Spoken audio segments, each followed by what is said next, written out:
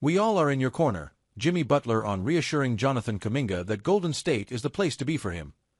For a moment, Jonathan Kuminga had finally settled nicely into his role as an integral part of the Golden State Warriors' starting five.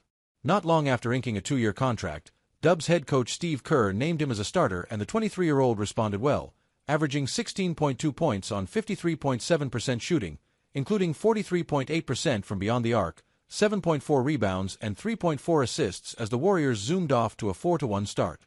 However, just when everyone thought Kuminga had finally figured things out in Golden State, his performance spiraled down. Old habits such as indecisiveness and carelessness with the rock resurfaced, leading to disjointed performances over the next 8 games, during which he averaged only 12.3 points on 43.9% shooting. More than the poor shooting, though, was his turnover numbers. In that 8-game stretch, JK coughed the ball up 2.9 times a game, including 5 each in horrendous losses to the Giannis Antetokounmpo-less Milwaukee Bucks and a Sacramento Kings squad that didn't even have All-Stars Zach LaVine and Domantas Sabonis. With the Warriors bleeding, Kerr's hand was forced and Kuminga was demoted to the bench in favor of rookie wingman Will Richard, a bitter pill to swallow for a promising player who is yearning to spread his wings and showcase his immense potential.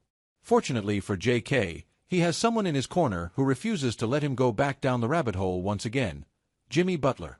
Is Kuminga to blame for the Warriors' recent struggles? Kerr has been at the Warriors' helm since 2014, and he knows the best way to butter his bread: lean on his veteran trio of Butler, Steph Curry, and Draymond Green.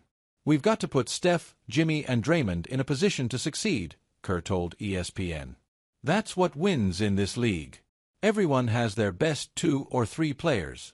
How well can you support them and enhance them?"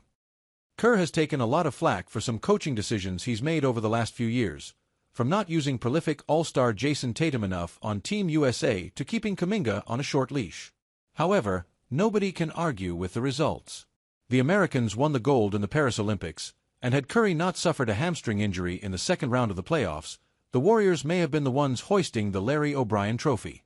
So, by relegating Kuminga to the bench, Kerr pressed pause on the development of a future star, leaving him to feel like he's been made a scapegoat once again.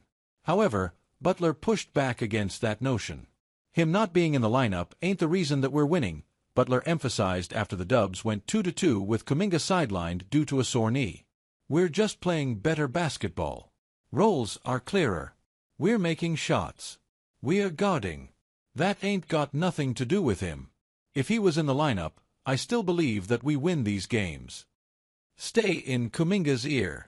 Butler has become Kuminga's de facto mentor on the Warriors.